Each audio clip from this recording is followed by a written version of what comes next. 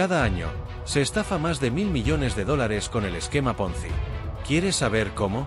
Aquí te lo explicamos todo, para que no te roben tu dinero.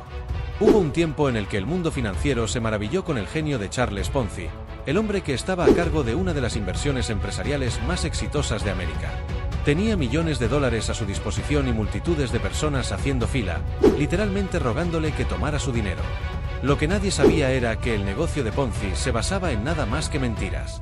Todo era una estafa escandalosa, una que convirtió a Ponzi en un hombre muy rico que arruinó las vidas de miles de personas inocentes. La engañosa estrategia de Ponzi fue tan impactante e infame que, incluso ahora, 100 años después, la estafa todavía lleva su nombre: el esquema Ponzi. En este vídeo te contaré la verdad nunca revelada, y cómo hacer millones de dólares contando mentiras. Ponzi nació en Italia el 3 de marzo de 1882. Su padre era un cartero trabajador, y en general, su familia estaba financieramente cómoda, pero solía ser mucho más que eso. Los abuelos y bisabuelos de Ponzi habían sido todos empresarios, comerciantes y funcionarios públicos exitosos.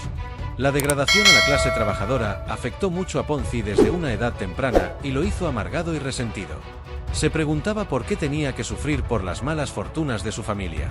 ¿Por qué no pudo haber nacido rico y disfrutar de una vida de ocio sin tener que preocuparse por un trabajo o dinero?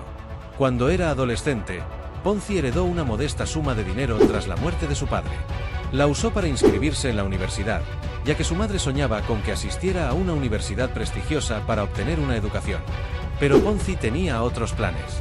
En lugar de estudiar y asistir a clases, decidió derrochar sus ahorros en las últimas modas y comer en los restaurantes más elegantes de la ciudad. Luego, por la noche, tal vez el teatro o la ópera, o algún juego de azar en el casino con sus amigos ricos. Nada era demasiado extravagante o caro para él. A Ponzi le gustaba pretender que era igual que sus amigos ricos y que tenía dinero sin fin, pero era una ilusión y un día todo se derrumbó a su alrededor. Finalmente, el dinero de la herencia se le acabó, y, como había descuidado completamente sus estudios, no tenía ninguna posibilidad de graduarse. Su tío le ofreció trabajo como empleado, pero la idea de encontrar un trabajo de 9 a 5 repugnaba a Ponzi, quien se consideraba demasiado bueno para trabajos serviles. Sentía que solo le quedaba una opción: viajar a América y hacerse rico allí. En 1903, Ponzi llegó a Boston a bordo del SS Vancouver. Sentía una profunda vergüenza en su corazón por haber decepcionado a su madre y creía que la única manera de redimirse era regresar a Italia como un hombre rico. El único problema era que no tenía idea de cómo hacerlo. América resultó ser un baño de realidad muy necesario para el joven Ponzi. Ya no había dinero de herencia ni más familiares para sacarlo de apuros. Por más desagradable que le resultara el trabajo físico, no tenía otra opción si quería comer. Tenía que trabajar. Ponzi pasó los siguientes años por la costa este, de Nueva York a Florida.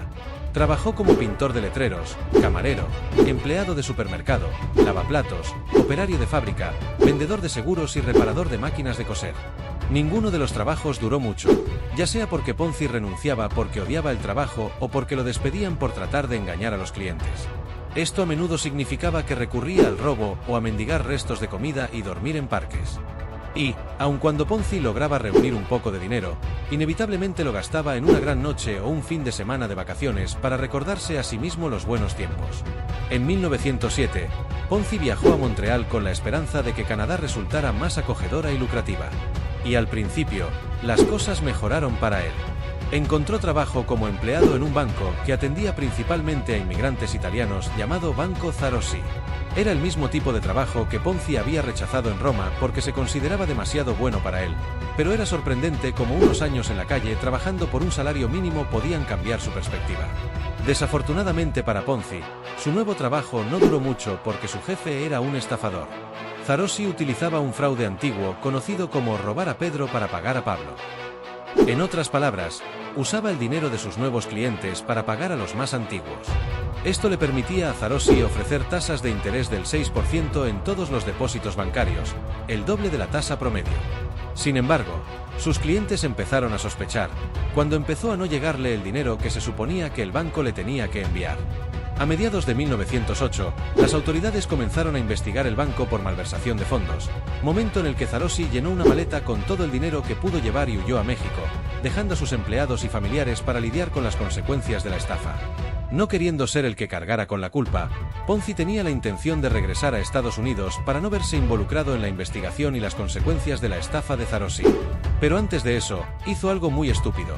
Para no tener que empezar de nuevo, decidió darse un pequeño regalo de despedida falsificando un cheque de uno de los clientes del banco, una empresa naviera llamada Canadian Warehousing Company. Ponzi robó un cheque en blanco del talonario del gerente y lo llenó por $423.58, una cantidad creíble y no sospechosa, pensó Ponzi. Pero tan pronto como intentó cobrar el cheque fraudulento, el cajero del banco detectó fácilmente la firma falsa y alertó a la policía.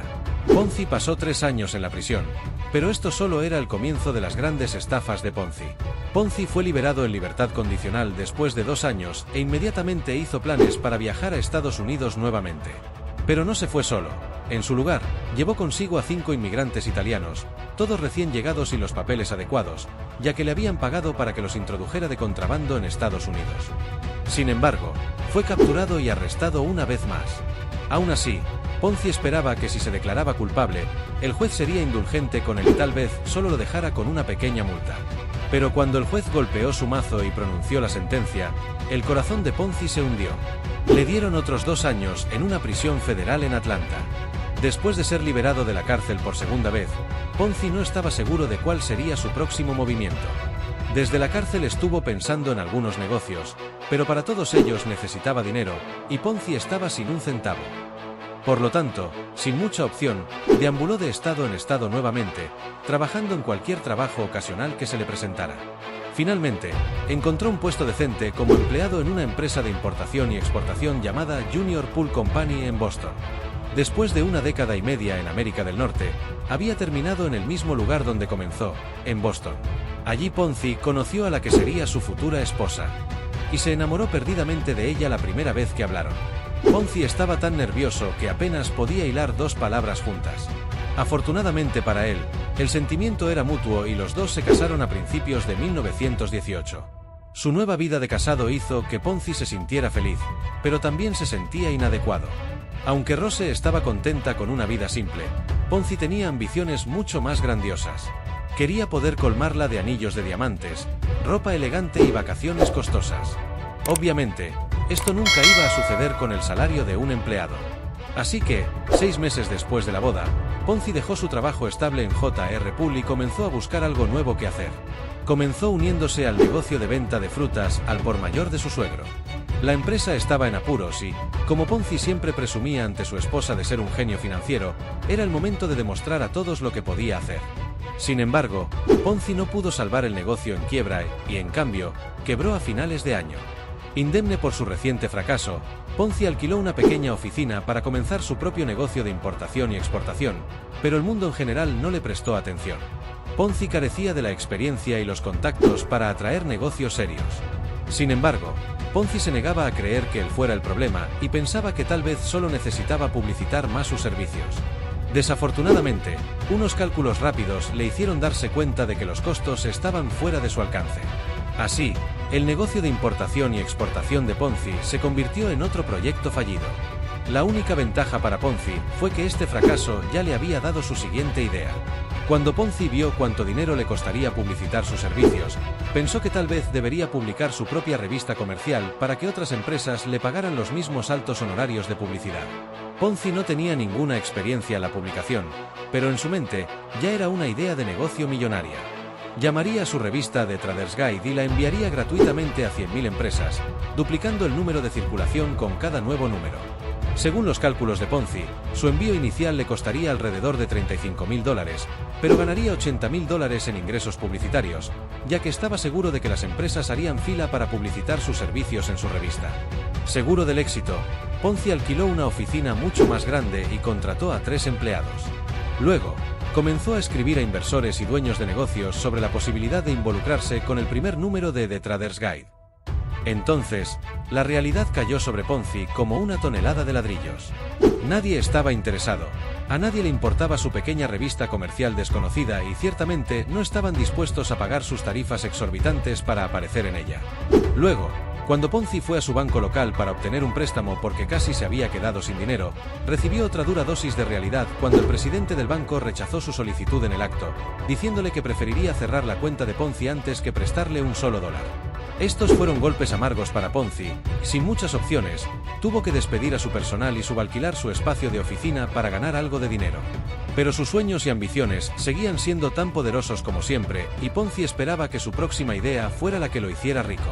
Un día de agosto de 1919, Ponzi estaba revisando su correo cuando vio una carta de España. En aquel entonces, todavía pensaba que su empresa se convertiría en una gran empresa de publicidad. Ponzi no se contentaba con simplemente hacer negocios en América. Había imaginado que su guía se traduciría al francés, alemán, italiano, español y portugués, y que expandiría su negocio a Europa. Así que había contactado a muchas empresas extranjeras sobre la posibilidad de hacer negocios juntos, y al parecer, al menos una de ellas estaba interesada.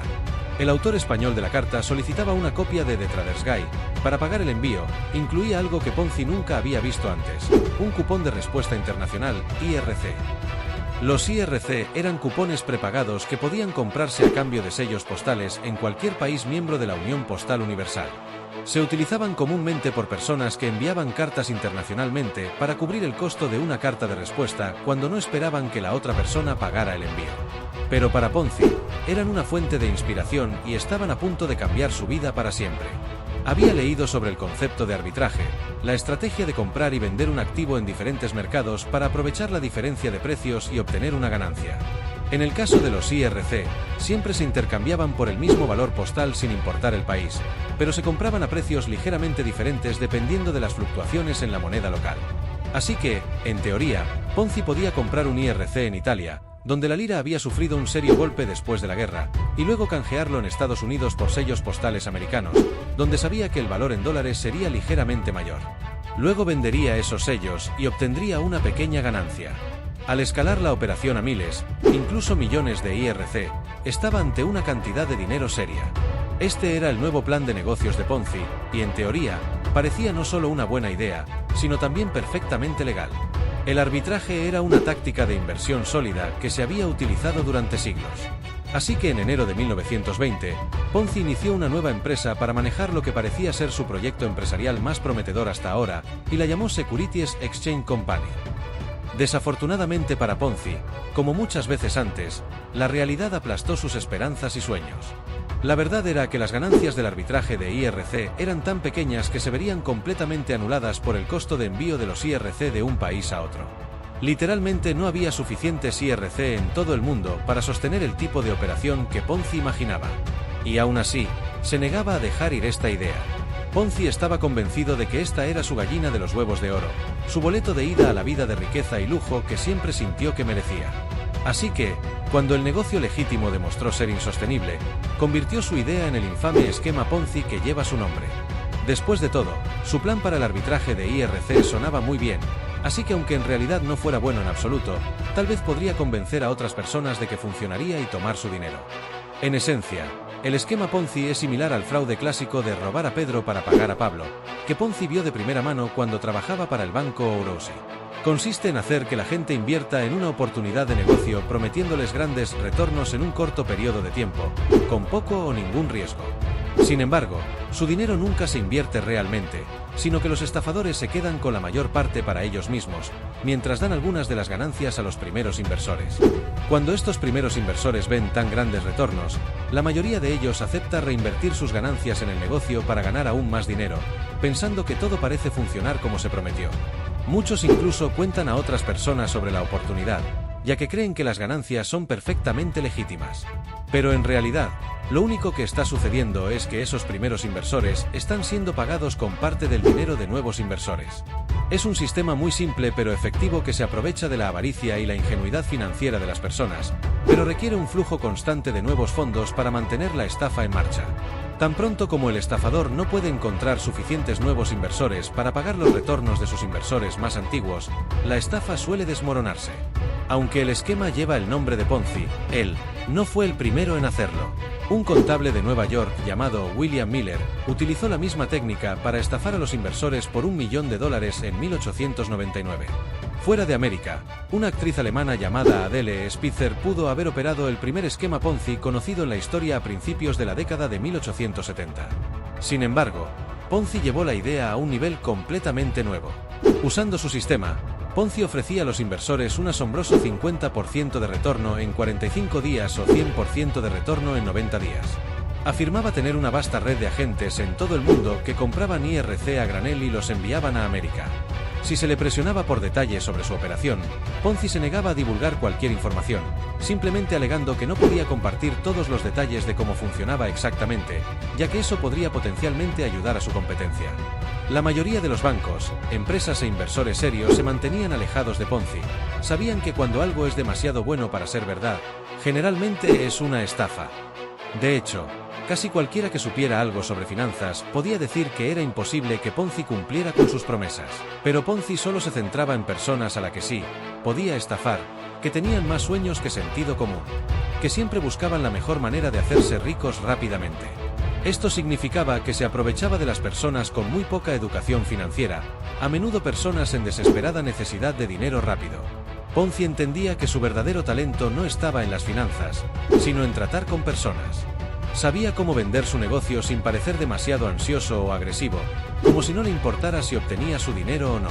Ponzi comenzó con personas de su propio vecindario y consiguió que 18 de ellos invirtieran en su primer mes. Una vez que todos ellos recibieron su primera ronda de ganancias, la noticia comenzó a difundirse rápidamente y pronto miles de personas comenzaron a agolparse en las calles fuera de la oficina de Ponzi, desesperados por invertir su propio dinero en esta oportunidad aparentemente segura. Mes tras mes, Ponzi ganaba más y más clientes, recaudando más de $250.000 al día en el pico de su operación. El Boston Post lo aclamó como un genio financiero, lo que le dio aún más credibilidad percibida y, por lo tanto, más inversores. Pronto, Ponzi pudo vivir la vida con la que siempre había soñado. Se mudó a una mansión gigante, compró un coche rápido, se vestía solo con ropa cara, relojes de oro y alfileres de diamantes, y se iba en lujosos viajes de primera clase. Era el estilo de vida que Ponzi siempre sintió que merecía, pero no lo disfrutó por mucho tiempo. Al comienzo del verano, menos de 6 meses después de que Ponzi lanzara su nueva empresa, surgieron dudas sobre su negocio. Inicialmente, todos tenían miedo de decir algo, ya que Ponzi había demandado con éxito a un analista financiero por difamación, quien había acusado a Ponzi de mentir. Después de todo, muchos de los primeros inversores ya habían sido pagados, lo que Ponzi decía que era prueba de que todo era legítimo. Pero luego el Boston Post, el mismo periódico que una vez proclamó a Ponzi como un genio, comenzó a investigar su operación. Trajeron a Clarence Barron, presidente de Dow Jones y gerente del Wall Street Journal, quien detectó el obvio esquema. Según sus cálculos, Ponzi habría necesitado comprar 160 millones de IRC, y sin embargo, solo había 27.000 en circulación en todo el mundo. En julio de 1920, el Post presentó las conclusiones de Barron en la primera plana del periódico, acusando a Ponzi de fraude y provocando una investigación sobre su empresa. Pero las ruedas de la justicia giraron lentamente y Ponzi pudo calmar las preocupaciones de los funcionarios del gobierno inicialmente, cooperando plenamente e incluso diciendo que dejaría de aceptar nuevas inversiones mientras estaba bajo escrutinio. Pero luego Ponzi causó su propia caída al contratar a William M. C. Masters como su publicista. A diferencia de Ponzi, M. C. Masters era un hombre honesto que pronto se dio cuenta de que su cliente era un fraude total. Más tarde dijo: Ponzi es un idiota financiero, apenas puede sumar. Se sienta con los pies sobre el escritorio, fumando puros caros en un soporte de diamantes y hablando tonterías sobre cupones postales. Con acceso a todos los registros de Ponzi, M. C. Masters recopiló las pruebas que necesitaba y fue al Boston Post, donde escribió un artículo de investigación ganador del premio Pulitzer que detallaba todos los secretos de Ponzi. Esta vez, el juego realmente terminó y el esquema Ponzi colapsó.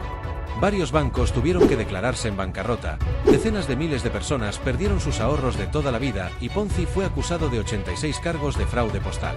Sin embargo, el estafador logró llegar a un acuerdo y se declaró culpable de solo un cargo de fraude postal, recibiendo solo 5 años en una prisión federal, una cantidad relativamente pequeña dada la enorme cantidad de dinero robado y la vasta cantidad de vidas arruinadas. Ponzi fue liberado después de 3 años y medio en prisión, intentó hacer una nueva estafa después de salir de la cárcel. Ponzi sabía que el gobierno quería deportarlo a Italia o encarcelarlo nuevamente por cargos de robo, así que huyó a Florida, donde planeó esencialmente repetir el esquema Ponzi. Inició una nueva empresa llamada Charpon Land Syndicate y buscó personas para invertir en propiedades alrededor de Jacksonville. Ofrecía ganancias aún mayores que antes, diciendo que podía obtener un retorno del 200% en solo 60 días. El único problema era que la propiedad que estaba vendiendo era un pantano sin valor. Esta vez, sin embargo, no hubo interesados. La estafa de Ponzi pronto fue expuesta y corría el riesgo de ser enviado a Massachusetts, donde le esperaba una larga sentencia. No queriendo volver a prisión una vez más, Ponzi cambió su apariencia e intentó viajar a Italia como marinero a bordo de un barco de carga. Sin embargo, fue reconocido y arrestado en Nueva Orleans. Ponzi era ahora un hombre desesperado. Escribió al presidente Calvin Cooley pidiendo clemencia e incluso apeló a Mussolini para que interviniera en su favor, pero por supuesto, nadie escuchó. Era el fin del camino para él. Ponzi cumplió otros 7 años en prisión y el hombre que salió no era el mismo que entró. Ponzi era un juguete roto que había perdido todo el encanto y la confianza que lo hicieron tan rico. Al enfrentar la deportación a Italia, su esposa eligió quedarse en América y se divorció de él. Ponzi pasó el resto de sus años en la pobreza, con solo recuerdos para consolarlo de los tiempos en que lo tenía todo. Terminó en Río de Janeiro, donde murió en 1949 en un hospital de caridad y fue enterrado en una tumba de indigentes, poniendo fin así a una de las historias más notorias de la pobreza a la riqueza y de vuelta a la pobreza en la historia. Las historias como la de Charles Ponzi nos recuerdan los peligros de los esquemas de inversión fraudulentos. Para evitar caer en estas trampas, aquí van algunos consejos prácticos. Primero, si algo suena demasiado bueno para ser verdad, probablemente te engañen. Las promesas de retornos extremadamente altos en poco tiempo son una señal de alerta. Segundo, investiga y verifica siempre cualquier oportunidad de inversión. Busca opiniones de expertos y comprueba la autenticidad de la empresa. La transparencia es clave. Tercero, desconfía si alguien se niega a proporcionar información detallada sobre cómo se generan las ganancias. Un negocio legítimo debe poder explicar claramente su modelo de negocio. Cuarto, consulta siempre a un asesor financiero de confianza antes de hacer grandes inversiones. Ellos pueden ayudarte a evaluar la legitimidad y el riesgo. Por último, si alguien te garantiza retornos de inversiones altos, seguramente sea un fraude. Todas las inversiones conllevan algún nivel de riesgo. Cualquier promesa de retornos garantizados, especialmente si son muy altos, debería considerarse sospechosa. Siguiendo estos consejos, te vas a proteger de caer en estafas como la de Charles Ponzi. Mantente alerta y cuida tu dinero. Gracias por ver este vídeo, y con eso cerramos otra fascinante historia en Historias de Empresas. Si te han inspirado tanto como a nosotros, asegúrate de suscribirte al canal, darle like y compartir estas historias con tus amigos y familiares. Déjanos saber en los comentarios qué historia te gustaría ver en el próximo vídeo. Si te gustó este vídeo, mira el vídeo que aparece en pantalla, es incluso mejor que este. Nos vemos en el próximo episodio para más aventuras empresariales que impulsarán tus proyectos.